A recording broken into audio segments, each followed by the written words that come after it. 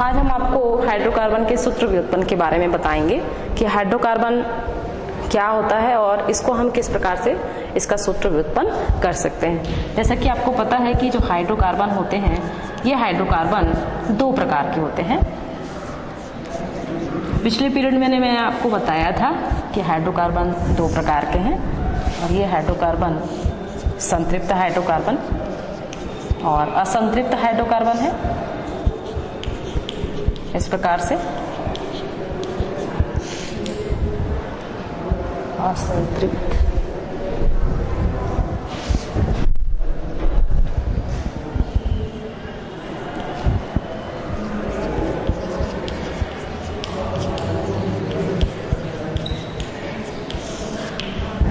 संतृप्त हाइड्रोकार्बन उस हाइड्रोकार्बन को कहते हैं जिसमें कार्बन की संयोजकता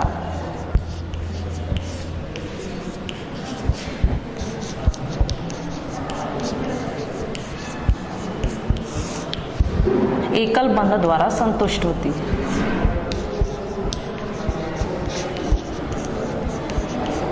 संतुष्ट होती है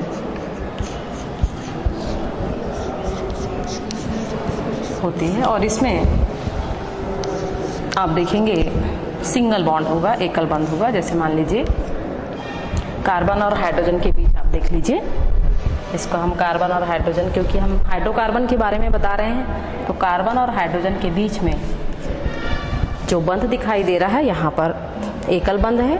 और यदि हम मीथेन की बात करें तो इस प्रकार से इसको हम ऐसे लिख सकते हैं।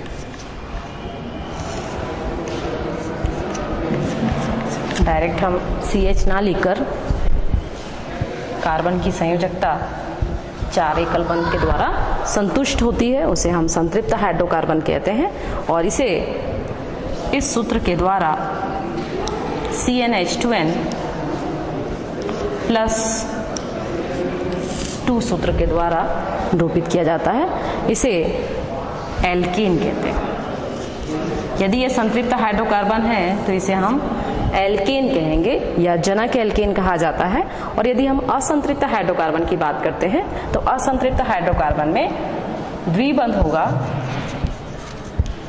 द्विबंध या त्रिबंध। त्रिबंध के द्वारा कार्बन की संयोजकता संतुष्ट होती है।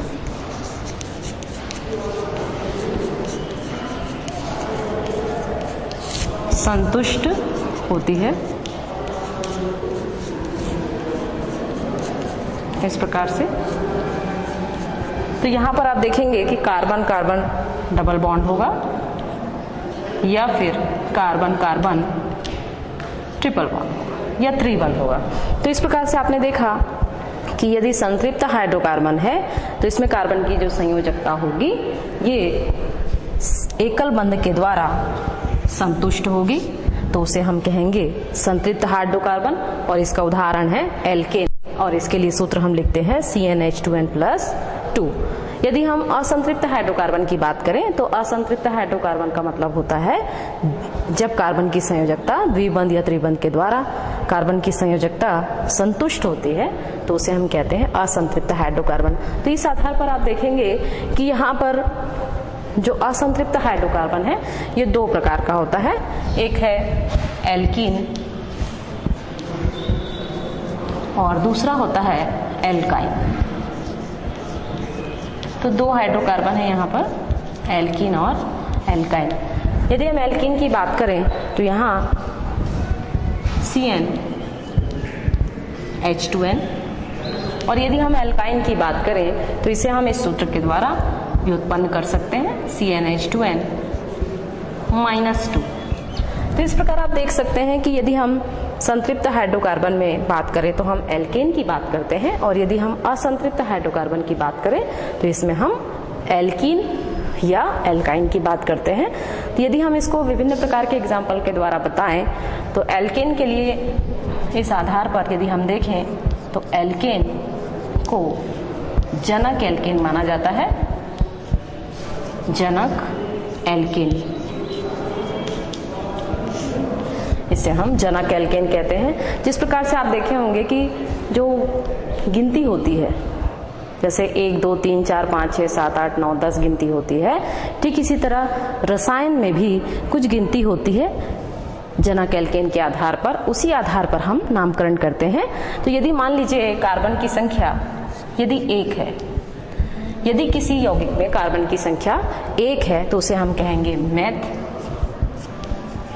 यदि किसी यौगिक में, कार्बनिक यौगिक में यदि कार्बन की संख्या 1 है तो उसे हम मेथ कहेंगे। यदि कार्बन की संख्या 2 है तो उसे एथ कहा जाएगा। और यदि कार्बन की संख्या 3 है तो उसे हम कहेंगे प्रोप। कार्बन की संख्या 4 है तो उसे कहेंगे ब्यूट। कार्बन की संख्या 5 है तो उसे कहेंगे पेंट। कार्बन की संख्या यदि 6 है तो उसे कहा जाएगा हेक्स। और यदि कार्बन की संख्या 7 है तो उसे कहेंगे हम हेप्ट। यहाँ पर आप देखिए कि यदि कार्बन की संख्या 8 है तो उसे कहा जाएगा ऑक्ट। और यदि कार्बन की संख्या 9 है तो उसे हम कहेंगे नॉन। और यदि कार्बन की संख्या 10 है तो उसे कहेंगे हम डेक। तो इस प्रकार से आप देखिए कि जिस प्रकार से गिनती होती है, ठीक इसी तरह रसायन में भी गिनती होती है। Meth, eth, prop, but, pent, hex, hept, oct, non and dec. इसी आधार पर हम संतृप्त हाइड्रोकार्बन और असंतृप्त हाइड्रोकार्बन का नामकरण करते हैं। इन्हीं को आधार मान करके नामकरण किया जाता है। तो यहाँ पर आप देखिए एल्कीन के लिए जो सूत्र है CnH2n+2, इसे हम इस प्रकार बता सकते हैं आपको।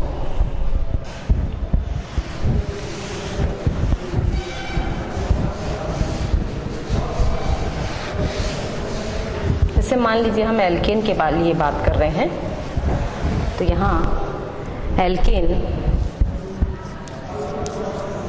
का सूत्र मान लीजिए CnH2n+2 है, जैसे कि मैंने आपको बताया है CnH2n+2 है। तो यहाँ यदि इस आधार पर यदि हम कार्बन की संख्या यहाँ पर मान लीजिए 2 लेते हैं या 1 ले रहे हैं, मान लीजिए 1 ले रहे हैं, तो यहाँ पर आप देखिए C का मान 1 हो जाएगा, H 2 गुणित 1 होगा, धन 2। इसको यदि हम इक्वल करें तो इसका मान आ जाएगा, C का मान 1 है, 2 एकम 2 और 2 4, तो यहाँ पर इसलिए लिखेंगे हम इसे CH4। अब रसायन की गिनती के अनुसार यहाँ पर आप देखिए इसे हम क्या कहते हैं, मैथ कहते हैं। तो मैथ है, तो जब भी हम एल्केन का नामकरण करते हैं तो यहाँ पर प्रत्यय के रूप में एन जोड़ा जाता है। तो यहाँ पर हम प्रत्यय एन जोड़ेंगे। यहाँ हम प्रत्यय एन जोड़ते हैं। तो एन जोड़ने के कारण यहाँ पर आप देखिए कि यहाँ पर इसका मान नाम क्या है, मैथ है, तो यहाँ पर मैथ प्लस एन, तो ये हो जाएगा मीथेन। तो इसको इस प्रकार आप लिख सकते हैं। यदि मान लीजिए यहाँ पर कार्बन की संख्या 6 है, यदि हमने कार्बन की संख्या संतृप्त हाइड्रोकार्बन एल्केन के लिए 6 लिखा है तो इसे हम इस प्रकार सूत्र में डाल सकते हैं, C6H 2 गुणित 6 धन 2। तो यहाँ पर इसका मान कितना हो जाएगा, C6 2 छके 12 और 2 14, तो यहाँ पर C6H 14 हो जाएगा। तो इस प्रकार से यहाँ पर आप देखिए कि आप जो गिनती लिखे हैं, यहाँ पर कार्बन की संख्या 6 दिखाई दे रही है, तो यहाँ पर आपने क्या नाम लिया है, हेक्स। तो जो हेक्स नाम है, यहाँ पर आप देखिए हेक्स है, तो यहाँ पर आप लिखेंगे हेक्स धन एन। तो इन दोनों को जोड़ने से क्या बन जाएगा, हेक्सेन। और इसका सूत्र होगा C6H14।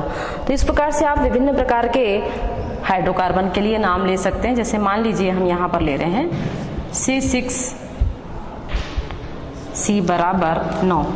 यदि हम C बराबर 9 की बात करें तो यहाँ इस सूत्र में इसे डालें तो इसका मान हो जाएगा C9H 2 गुणित 9 धन 2। जैसा कि सूत्र में आपको बताया गया है, इसका सूत्र होता है CnH2n प्लस 2। अभी CnH2n प्लस 2 के मान में यहाँ पर कार्बन की संख्या यहाँ पर 9 दी हुई है, तो जब कार्बन की संख्या 9 होगी तो उस आधार पर इसे हम यहाँ पर C9H 2 गुणित 9 धन 2 हो जाएगा। तो यहाँ पर आप लिखेंगे बराबर C9, इसका हम गुणा करेंगे, 2 निया 18 और 2 20, तो H मतलब हाइड्रोजन की संख्या यहाँ पर 20 आ जाएगी। तो यहाँ पर आप देखिए, यहाँ पर ये संख्या 20 आ रही है और इसका सूत्र इस प्रकार से है। तो यहाँ पर यदि हमको इसका नामकरण करना है तो जब हम यहाँ पर कार्बन की संख्या 9 लिखे हैं तो वहाँ आपने देखा कि यहाँ पर हमने इसका नाम क्या दिया है, नॉन दिया है। तो जब नॉन इसका नाम है तो इस आधार पर यहाँ पर हम प्रत्यय जोड़ देंगे, और प्रत्यय यदि एन जोड़ रहे हैं तो इसका मान यहाँ पर क्या हो जाएगा, नॉन धन एन। तो इसका नाम क्या हो सकता है, नॉन एन हो जाएगा। तो इस प्रकार आप यहाँ पर इसका नाम लिखेंगे नॉन एन। तो इस प्रकार आप देखते हैं कि यहाँ पर जो नाम है वो किस आधार पर है।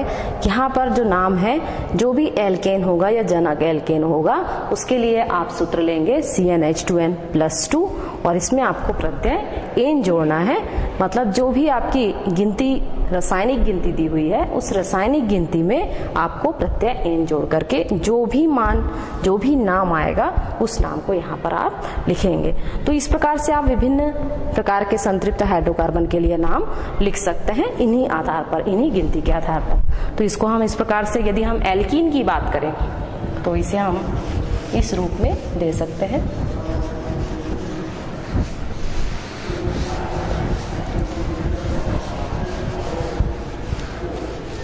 इसमें सिर्फ आपको जो हमने रसायन की गिनती आपको बताई है, आपको इस गिनती को ध्यान में रखना है।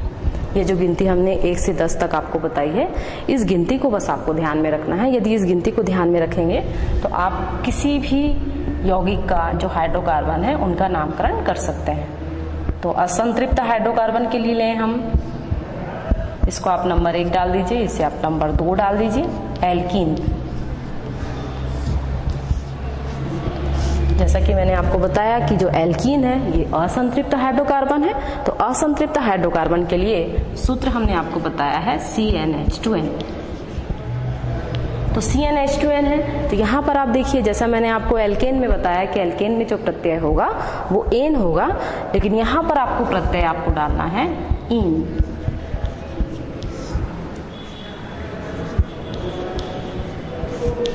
यहाँ प्रत्यय आपको इन डालना है। तो जब प्रत्यय यहाँ पर नाम से ही परिलक्षित हो रहा है एल्क प्लस इन, जैसे यहाँ पर एल्क प्लस इन, तो यहाँ पर प्रत्यय पहले से ही जुड़ा हुआ है।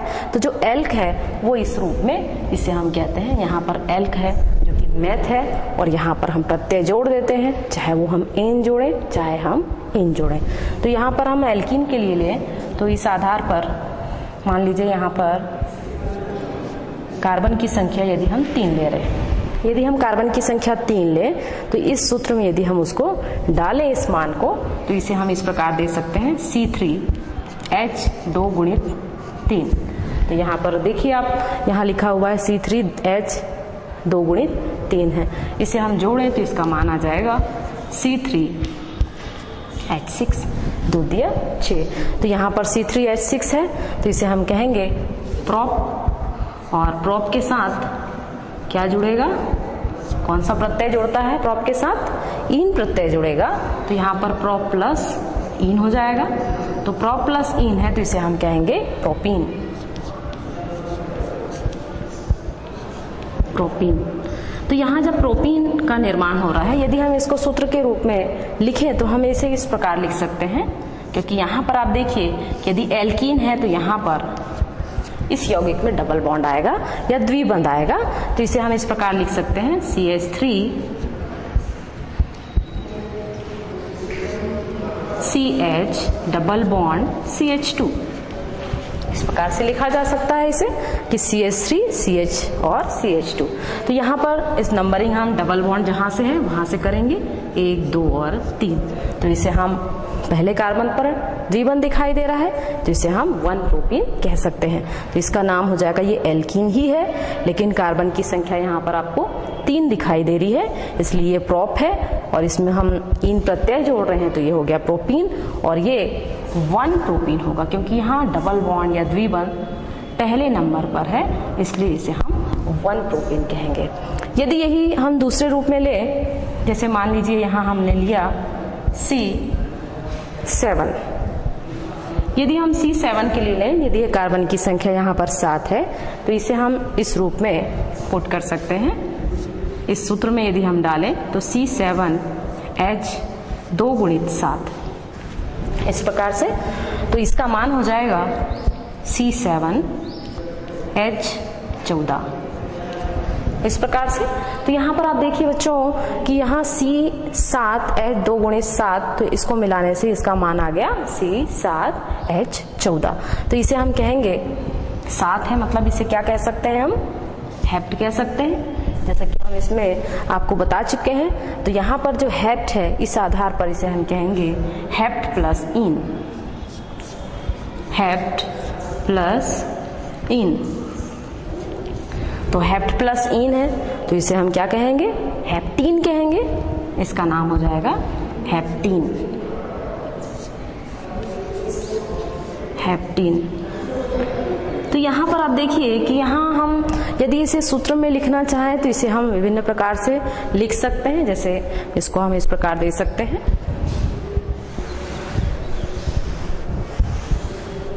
लेकिन इसको आपको अभी मिटाना नहीं है जब तक इसको हम कंप्लीट ना कर लें। तो यहाँ पर आप देखिए, यहाँ पर यदि कार्बन की संख्या 7 है और हेप्टीन हमने लिखा है तो इसको हम इस प्रकार कार्बनिक यौगिक के रूप में दे सकते हैं, हाइड्रोकार्बन के रूप में CH3 CH डबल बॉन्ड या द्विबंध CH CH2 CH2 1 2 3 4 5 6 और 7। ये आपको दिखाई दे रहा है कि यहाँ पर कार्बन की संख्या कितनी दिखाई दे रही है बच्चों, 7 दिखाई दे रही है। इसको आप नंबरिंग कर सकते हैं, 1 2 3 4 5 6 और 7। तो यहाँ पर देखिए इसको हम, यदि हम हेप्टीन की बात कर रहे हैं क्योंकि यहाँ कार्बन की संख्या 7 होगी और जब कार्बन की संख्या 7 होती है तो उसे हम क्या कहते हैं, हेप्टीन कहते हैं। तो यहाँ पर हेप्टीन को हम इस प्रकार लिख सकते हैं। तो यहाँ पर देखिए दूसरे नंबर के कार्बन पर नंबरिंग हम यहाँ से कर रहे हैं क्योंकि यहाँ पर से द्विबंध यहाँ से हमको नजदीक पड़ रहा है, तो इस आधार पर इसे हम कहेंगे 2 हेप्टीन। इस प्रकार से इसका नामकरण किया जा सकता है। तो यहाँ पर आप देखिए एल्कीन के लिए, जैसे मैंने कार्बन की संख्या यदि 3 है या कार्बन की संख्या 7 है तो इसको हम इस प्रकार से दे सकते हैं। तो यहाँ पर आप देखिए कि कार्बन की संख्या एल्कीन के आधार पर इसका नामकरण यदि हम करें, यदि यहाँ पर मान लीजिए यहाँ तो कार्बन दूसरे नंबर पर है, डबल बॉन्ड दूसरे नंबर पर दिखाई दे रहा है, यदि डबल बॉन्ड यहाँ पर तीसरे नंबर पर हो तो यहाँ पर इसका नंबर जो है चेंज हो जाएगा डबल बॉन्ड का, और इसका नाम यहाँ पर हो जाएगा 3 हेप्टीन। जैसे मान लीजिए हमने यहाँ पर इसको हम चेंज कर दें, और यदि हम चेंज करते हैं या हम इसको दूसरा लिख दें तो इसको इस प्रकार लिख सकते हैं, CH3 CH2 CH2 CH double bond CH CH2 CH3। यहाँ पर देखिए आप 1 2 3 4 5 6 और 1 7 हेप्टीन ही है, लेकिन यहाँ पर देखिए नंबरिंग हमको इधर से चालू करनी पड़ेगी क्योंकि यहाँ पर तीसरे नंबर के कार्बन पर यहाँ आप देखिए डबल बॉन्ड या द्विबंध यहाँ से नजदीक पड़ रहा है इस प्रकार से। तो इसको हम कहेंगे 3 हेप्टीन, ये हो जाएगा 3 हेप्टीन। इसे आप नोट कर लीजिए, को कंप्लीट कर लीजिए। इसे आपने नोट कर लिया होगा। अब इसे हम, जैसा हमने एल्कीन के बारे में आपको बताया है, ठीक इसी तरह हम एल्काइन के बारे में भी आपको बताते हैं। तो इसे आप क्लिक कर देते हैं। आपने इसे कंप्लीट कर लिया होगा। नेक्स्ट है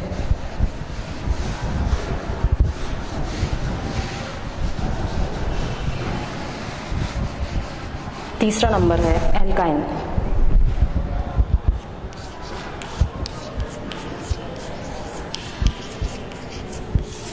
एल्काइन ये असंतृप्त हाइड्रोकार्बन का दूसरा भाग है, असंतृप्त हाइड्रोकार्बन का ये पहला भाग है।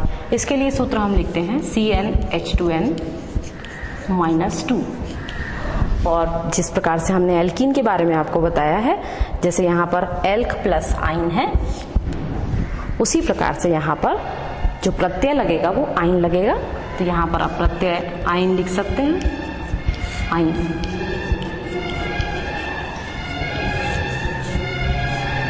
तो इस प्रकार से आप देखिए कि इसको हम विभिन्न प्रकार के सूत्र के द्वारा, हाइड्रोकार्बन के द्वारा इसे हम समझा सकते हैं। जैसे मान लीजिए यहाँ पर हम ले रहे हैं C बराबर 4। यदि कार्बन की संख्या यहाँ पर 4 है और यदि हमको एल्काइन का हाइड्रोकार्बन तैयार करना है तो इसको हम इस प्रकार लिख सकते हैं यहाँ पर लिखेंगे C4 H 2 × 4 ऋण 2 हो जाएगा। तो इसको यदि हम लिखें तो यहाँ पर इसका मान कितना आ जाएगा, C4 H 2 चौक 8, 8 में से 2 गया 6 बचेगा। तो यहाँ पर H 6 हो जाएगा।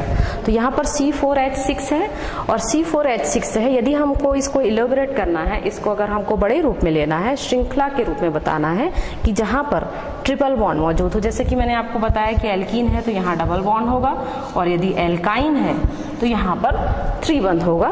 तो त्रिबंध के लिए यदि हमको यहाँ पर जब कार्बन की संख्या 4 होगी तो इसको हम निम्न प्रकार से दर्शा सकते हैं, जैसे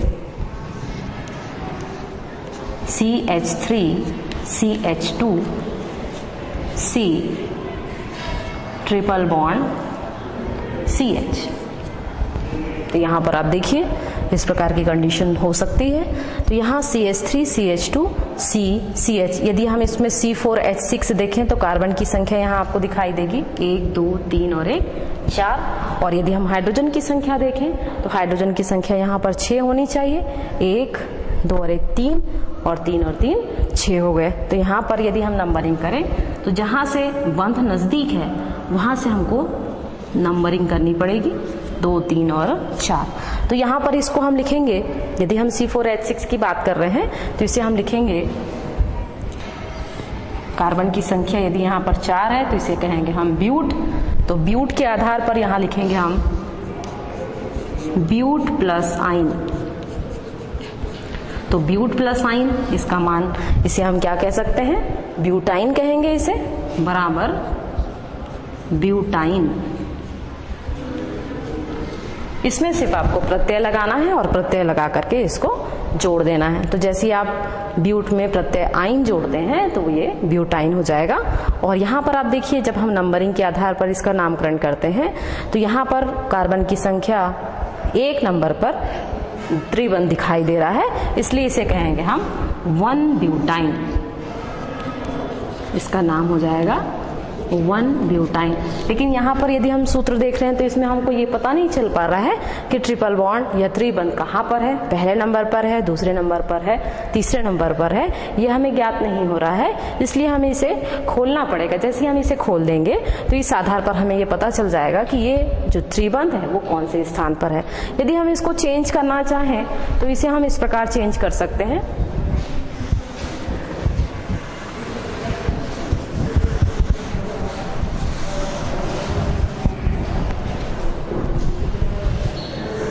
जैसे मैंने आपको यहाँ पर कार्बन की संख्या 4 के लिए दिया है, तो इसको हम यदि मान लीजिए कार्बन की संख्या यदि 6 है, यदि कार्बन की संख्या यहाँ पर 6 है तो सूत्र के आधार पर इसे हम लिखेंगे C6H 2 × 6 ऋण 2। जैसा कि आपको पता है कि एल्काइन का सूत्र यहाँ पर होता है CnH2n-2। तो इस आधार पर यहाँ पर इसको हम इस प्रकार लिख सकते हैं C6 2 × 6 = 12, 12 में से 2 गया 10, H 10। तो इस आधार पर, चूंकि ये कार्बन की संख्या 6 है, तो कार्बन की संख्या 6 के आधार पर हम इसे हेक्स लिखते हैं। तो हेक्स में हम आयन जोड़ देंगे, तो यहां पर हो जाएगा हेक्साइन, इसका नाम होगा हेक्साइन। अब यहाँ पर पहले की तरह हमें ज्ञात नहीं है कि यहाँ पर कौन से नंबर पर त्रिबंध है, तो किस नंबर पर त्रिबंध है इसे ज्ञात करने के लिए हमको इसको खोलना पड़ेगा, इस संरचना को। जैसे ही हम इसे खोलते हैं तो इस प्रकार से की संरचना बन जाएगी CH3 C triple bond C CH2 CH2 CH3। यहाँ पर देखिए कि कार्बन 6 है और H 10 है या नहीं, तो यहाँ पर देखिए 1 2 3 4 5 और 1 6 दिखाई दे रहे हैं। और हाइड्रोजन की संख्या यहाँ पर है 3 2 5 2 7 और 3 10। अब यहाँ पर आप बच्चों बताइए कि नंबरिंग हम किधर से करना चाहेंगे। जैसे अभी तक हमने आपको बताया कि जहाँ भी जो भी बंध है, जैसे कि द्विबंध की बात करें या त्रिबंध की बात करें, तो जहां भी द्विबंध और त्रिबंध नजदीक पड़ता है, नंबरिंग हमको उसी ओर से करनी पड़ती है। तो यहाँ पर आप देखिए नंबरिंग हम इस तरफ से करेंगे, 4 5 और 6। अब यहाँ इसका नाम क्या होना चाहिए, जैसा कि हम नामकरण के आधार पर देखें तो यहाँ पर दूसरे नंबर पर द्विबंध दिखाई दे रहा है, तो इसे हम कहेंगे 2 हेक्साइन, इसका नाम होगा 2 हेक्साइन। इस प्रकार से इसका नामकरण हम कर सकते हैं। और विभिन्न प्रकार से हम अलग अलग रूपों में, अलग अलग रूप से हम इसका नामकरण कर सकते हैं। जैसे मान लीजिए यहाँ पर हम ले रहे हैं C बराबर 8। यदि यहाँ C बराबर 8 है तो यहाँ पर हम यहाँ सूत्र ले लेंगे C8H 2 गुणित 8 ऋण 2। तो यहाँ पर ये हो जाएगा 2 8 16, 16 में से 2 गया तो कितना बचेगा, C8 16 में से 2 गया तो कितना बचेगा, 14 बचेगा। तो यहाँ पर आप 14 लिख सकते हैं। यहाँ आप 14 लिखेंगे तो यहाँ यदि 8 है कार्बन की संख्या, तो जैसा कि हम यहाँ पर इस श्रेणी के आधार पर देखें तो 8 है, इसका मतलब इसका नाम होगा ऑक्ट। और ऑक्ट में आयन को जोड़ देंगे हम, ऑक्ट प्लस आयन,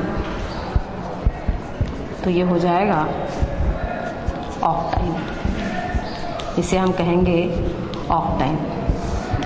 तो यहाँ पर जो ऑक्टाइन है, ऑक्टाइन के आधार पर जिस प्रकार से इस प्रकार की हमने संरचना आपको बताई है, ठीक इसी तरह हम ऑक्टाइन के लिए भी संरचना दे सकते हैं। तो इसे हम इस रूप में कंप्लीट कर सकते हैं।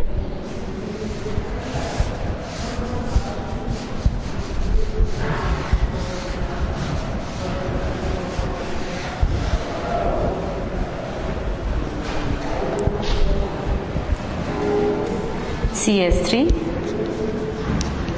CH2 CH2 CH2 C triple bond C CH2 1 2 3 4 5 6 7, sorry यहाँ पर बंद आएगा, CH2 CH3। यहाँ पर देखिए सभी जगह डैश आपको जो दिखाई दे रहा है, ये डैश एक बंध है जिसको हम सहसंयोजक बंध कहते हैं। जैसा मैंने आपको खोलकर बताया कि किस प्रकार से हम इसको अलग अलग करके भी लिख सकते हैं। तो यहाँ पर आप देखिए कार्बन की संख्या यहाँ कितनी दिखाई दे रही है। यदि हम ऑक्टाइन के लिए ले रहे हैं, C बराबर 8 के लिए ले रहे हैं, जैसा कि मैंने आपको उस और बताया है, तो यहाँ पर आप देखिए जो CH3 है 1 2 3 4 5 6 7 8, तो यहाँ पर 8 कार्बन दिखाई दे रहे होंगे आपको। तो इसको हम नंबरिंग करें, नंबरिंग करने के लिए देखते हैं। तो यहाँ पर 1 2 3 4 1 2 3 4 दोनों ओर से नामकरण हो सकता है, क्योंकि यहाँ पर इस ओर से भी देखें हम तो चौथे नंबर पर कार्बन पर त्रिबंध दिखाई दे रहा है, और इस ओर से भी देखें तो चौथे नंबर पर कार्बन पर आपको त्रिबंध दिखाई दे रहा है। तो नंबरिंग हम यहाँ से भी कर सकते हैं, 3 4 5 6, 7, 8। तो इस प्रकार से हम इसका नामकरण कर सकते हैं। तो यहां पर हम इसे लिखेंगे 4 ऑक्टाइन। 4 ऑक्टाइन हो जाएगा। तो 4 ऑक्टाइन यहां पर क्यों कह रहे हैं हम? क्योंकि यहां पर चौथे नंबर पर आपको त्रिबंध दिखाई दे रहा है।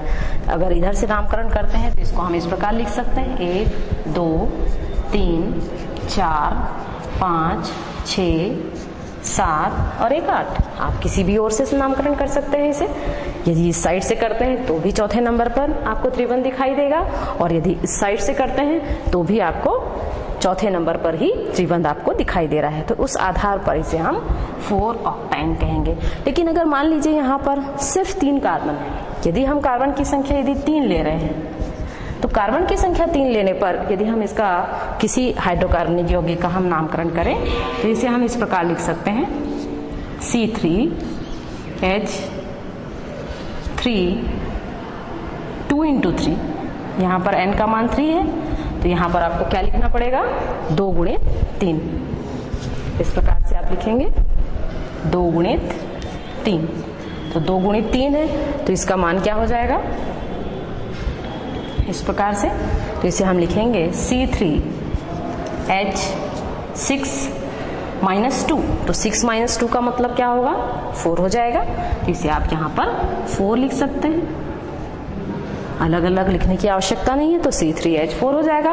और इसको हम यदि सूत्र इसका व्युत्पन्न करें तो इसको हम इस प्रकार लिख सकते हैं CH3C, यहाँ पर बंद होगा CH3C, त्रिबंध दिखाई दे रहा है, और उसके बाद फिर से कार्बन आ जाएगा। तो यहाँ पर आप देखिए कार्बन की संख्या 3 दिखाई दे रही है और हाइड्रोजन की संख्या 4 दिखाई दे रही है। तो यहाँ पर एक हाइड्रोजन होगा इस प्रकार से। तो यहाँ पर हम देखिए, हाँ यहाँ पर आप देखिए कि कार्बन की संख्या यहाँ से यदि देखें तो त्रिबंध यहाँ से नजदीक पड़ रहा है, इधर से यदि देखेंगे तो दूसरे नंबर पर पड़ रहा है, इसलिए हम नंबरिंग उस ओर से करेंगे। तो यहाँ पर पहला नंबर हो जाएगा, और ये दूसरा नंबर होगा, और ये तीसरा नंबर होगा। तो इस आधार पर यदि हम नामकरण करें तो इसका नाम क्या होना चाहिए? इसका यदि हम नाम लिखें, इसे हम लिखेंगे 1 प्रोपाइन, क्योंकि यहाँ पर इसका नाम हो जाएगा 1 प्रोपाइन। इस प्रकार से लिख सकते हैं इसे।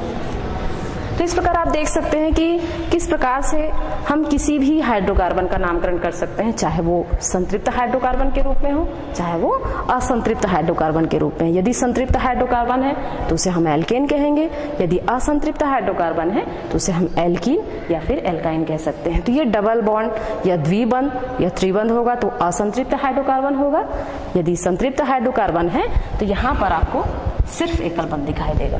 तो इस प्रकार आपने देखा, यदि हम रासायनिक श्रेणी के आधार पर नामकरण करें तो इनको हम विभिन्न उदाहरण के द्वारा इसे समझा सकते हैं। तो ये तो हो गई हाइड्रोकार्बन के सूत्र व्युत्पन्न की बात। नेक्स्ट है मूलक।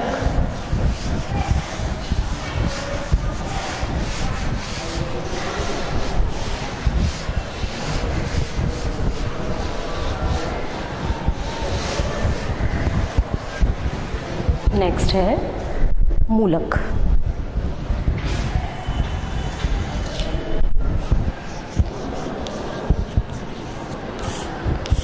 अब इसमें आपको ये ध्यान रखना है कि हमने अभी आपको जनक एल्केन के बारे में बताया। तो जनक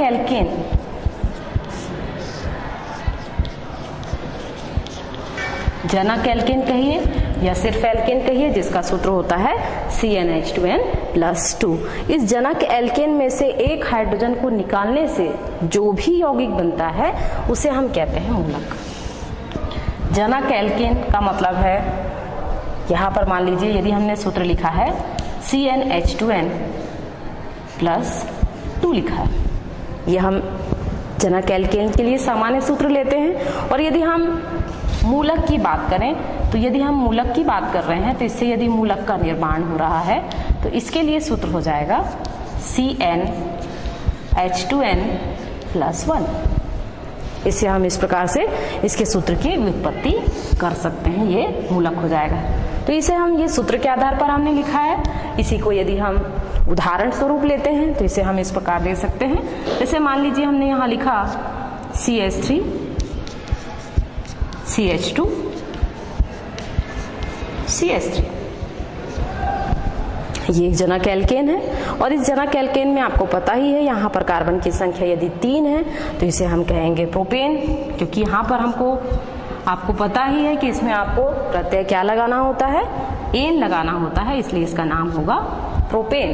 अब यहाँ पर जो प्रोपेन है, प्रोपेन में से एक यदि हाइड्रोजन निकल जाए, अब यहाँ से आपको एक हाइड्रोजन निकालना है, एक हाइड्रोजन आपने निकाला तो एक हाइड्रोजन निकलने के बाद इसकी संख्या कितनी हो जाएगी। जैसे यदि हम इसे लिख रहे हैं C3 3 2 5 और 3 8, C3H8 है और इसका नाम है प्रोपेन। और जब इसमें से एक हाइड्रोजन निकल जाता है तो निकलने के बाद इसकी संरचना यदि हम लिखें तो इसे हम लिख सकते हैं C3H7। तो ये जो C3H7 आपको दिखाई दे रहा है, इसे हम प्रोपेन में से N को हमको हटाना है, इसका मतलब है -H को हटाइए, N को हटाइए, मतलब प्रत्यय N को भी हटाना पड़ेगा आपको, और N हटा करके यहाँ पर आप इल प्रत्यय जोड़ देंगे। जैसे ही इल प्रत्यय जोड़ते हैं, मतलब यहाँ पर इल को आप प्लस कर दीजिए, तो यहाँ प्रोपेन में से N हट गया का मतलब एक हाइड्रोजन हट गया, और जैसे ही एक हाइड्रोजन हटेगा तो प्रो प्लस इल, तो इसका नाम हो जाएगा प्रोपिल। तो यहाँ पर आप देखिए कि यहाँ पर जो मूलक है, इस मूलक को हम एल्किल मूलक कहते हैं। एल्किल मूलक इसलिए कहा जाता है क्योंकि ये एल्केन से बन रहा है। जब किसी एल्केन से या जनक एल्केन में से जब एक हाइड्रोजन को हटा करके उसमें हम इल प्रत्यय जोड़ देते हैं या एन को हटा करके इल प्रत्यय जोड़ रहे हैं, जिसके फलस्वरूप जो नया यौगिक बनता है उसे हम कहते हैं प्रोपिल। तो इस प्रकार आप देखिए कि जो प्रोपिल है, या हम इसमें बहुत सारे ऐसे और भी हाइड्रोकार्बन बना सकते हैं और भी एल्किल मूलक का निर्माण कर सकते हैं। और जैसे मान लीजिए हमने यहाँ पर लिया है, मान लीजिए मेथेन लिया है, तो मेथेन है, मेथेन में से एन हट जाएगा और ये बन जाएगा नया एल्किल मूलक मेथिल।